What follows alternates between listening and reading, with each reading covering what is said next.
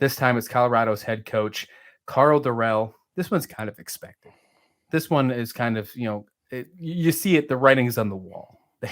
They are probably the worst Power 5 team in all of college football. I wouldn't even Yes. I would put them in the category as one of the worst football teams in all of college Oh, football, I not just agree. Power 5. I agree. So the buyout on this one, pretty decent details on here.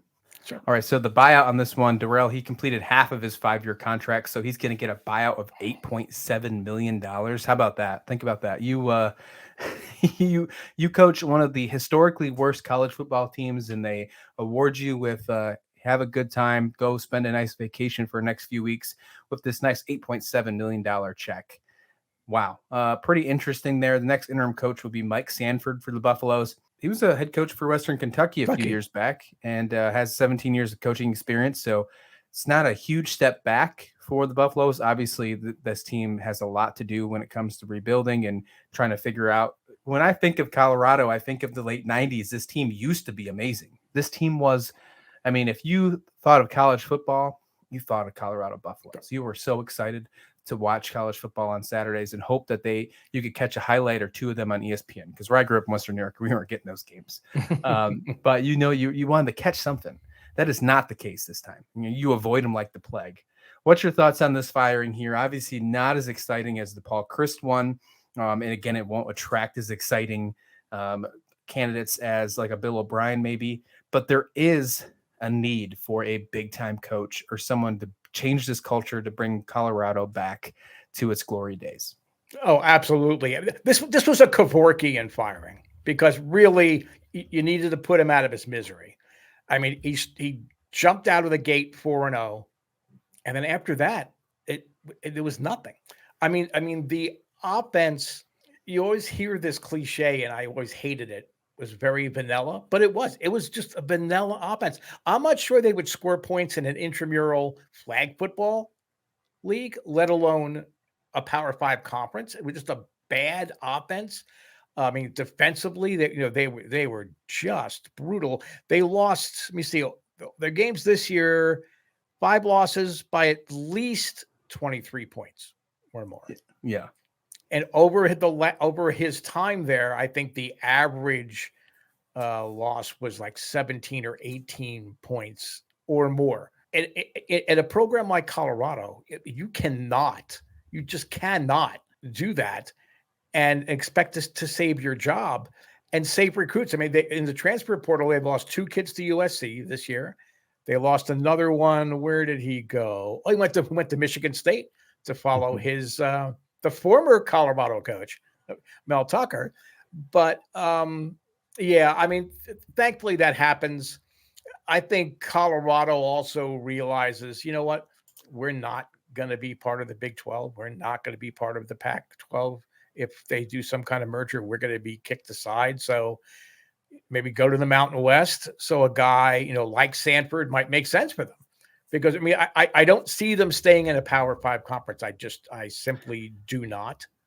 Right. No, I'm with you. And the fact that you see these possibilities of these big mergers, ACC, Pac-12, Big 12, we talked about last week on the show, there's a possibility that might add up. Obviously, not every team's going to be able to be along in that. They're not going to grab the entire Pac, the entire Big 12, the entire ACC. The entire ACC might stay because they're going to have the upper hand. But the other 2 conferences, no, that's not going to happen. And with that being said, you're going to have to leave some teams out. Colorado right now is screaming to be one of those teams to be left out. Especially how they are. That's just, they have a lot of work to do. They're going to need to, I mean, I wouldn't even be shocked if they all of a sudden went down to FCS because they've just been so terrible lately. I don't think that's going to happen. That's a bad joke. But yeah, you said 0-5 so far this season, coming off a terrible loss to Arizona, 43-20. Athletic director Rick George said, "I want to thank Karl for his hard work in leading our program since 2020. Now, it's obviously a hard spot to start off in with the COVID year, but still, regardless, he said, ultimately, however, the results on the field just did not measure up to our expectations and standards, which made it necessary for us to make this change at this time. It was an extremely difficult decision, and I wish Karl all the best in his future endeavors. He might be getting one of those letters soon, Rick George, because of everything that's going on with Colorado. Usually when your moneymaker, college football, is doing so bad. The next one after the head coach, if it doesn't get any better, is the athletic director. We saw that with Georgia Tech just last week. Wouldn't be surprised if we see that with something like Colorado here soon.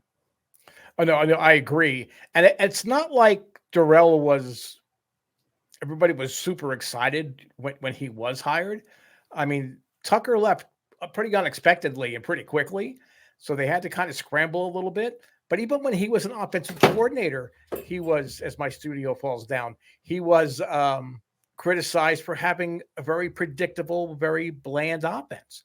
Right. So, I mean, again, he was coordinator at Vanderbilt. So they have a bland everything generally when it comes to football.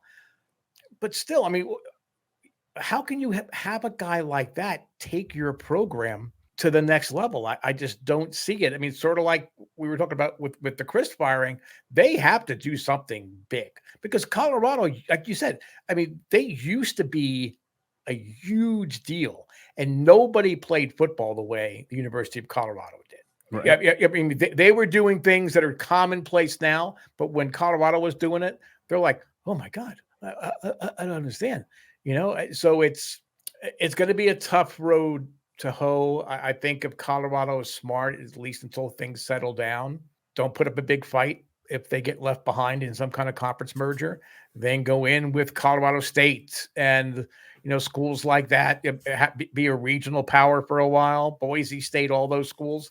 Yeah. And then try to maybe build your way back into the conversation.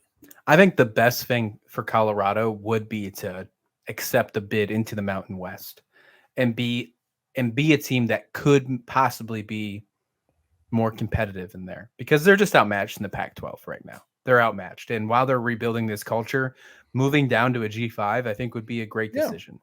Yeah. Find a way to swap with Fresno State or San Diego State or there's probably a team I'm missing that could deserve that too. Or just don't swap at all. Just move down. The Mountain West would take you because your conference, your prestige is enough. People still remember the Colorado Buffaloes of the late 90s. Look at us talking about it for 10 minutes.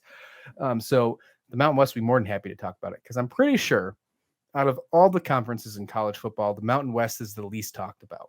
You talk about the American, you talk about the MAC, Sun Belt, you get all of those talks in there. You don't normally hear about the Mountain West too much unless you live in those areas. So I think that they would love to find a way to get themselves out of the bottom conversation talking points of the group of five. I think that Dorrell is not going to have a hard time finding a job, though. His resume is pretty great. As you said, I don't think he's going to be a head coach, but I can see himself. Okay. All right. So coordinator again. Okay. Yeah. All right. Yeah, him being, having coaching, as you said in the past as coordinators, and he also was, coached with the Dolphins, the Jets, the Texans. He might go back to the NFL scene, but yeah, that buyout's gonna be really nice, and then he'll also have a contract somewhere else if he decides he still wants to coach. I'm interested to see where Colorado decides to take this.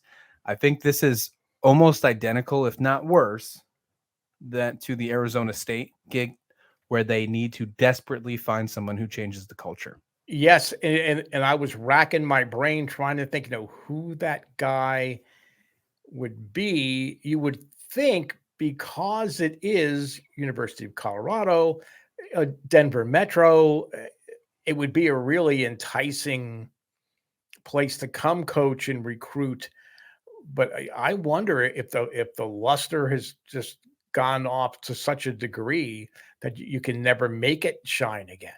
I hate to think like that because I fondly remember those Colorado Buffalo teams, and I know we keep beating that drum, but to see what's happened with this program is just shocking. So I don't know where they would go. I would get. I mean, that's why I think maybe Sanford actually has a chance to be a caretaker for a couple of years, where they just give him a 2 or 3 year deal and say, "Look, you're just going to help us tread water till we can figure out what's going to happen here with us," and then they can make a more permanent move if it doesn't quite work out. But yeah, I don't know. Do you have any ideas about who you'd like to see go there? Man, well, speaking of those, in this case, it'd be late 80s, not late 90s. But speaking of those players, and you mentioned him earlier in the show, what about Eric Bieniemy? I mean, he was a top running back for Colorado back in the day. If you think he could be a good recruiter where he goes in the Big Ten, he's still got connections where he went to school. He is still in the Midwest with his coaching in Kansas City. Mm-hmm. And this wouldn't be a bad, I think this wouldn't be a bad spot for him, but that would, again, it would be up to him if he would want to go from a top notch, arguably the best offensive coordinator position in all of football with the Kansas City Chiefs right now, to Patrick Mahomes, to head coaching the worst, the worst team in college football. Now, this would truly, if this is a test and he wanted to prove that he was a great head coach, this is where you would go. Because if he could turn this program around, he's already seen as a Colorado legend. He would solidify himself as the Colorado legend if he went here. You already see him on list of the top Colorado Buffaloes with Cordell Stewart and, Michael Westbrook and all those guys like that. But, Alfred Williams, I look at me just dating people back, but I could see him take a shot if he was taking a decision. I actually like him better in this spot than Wisconsin because of the ties with Colorado. You know what? I can't believe I forgot he played there, but that's right. Yeah, that's a great idea. Talk about 6 degrees of Eric Bieniemy. That's I mean, why not take him back to Colorado? Move over Kevin Bacon. We got a new game to play.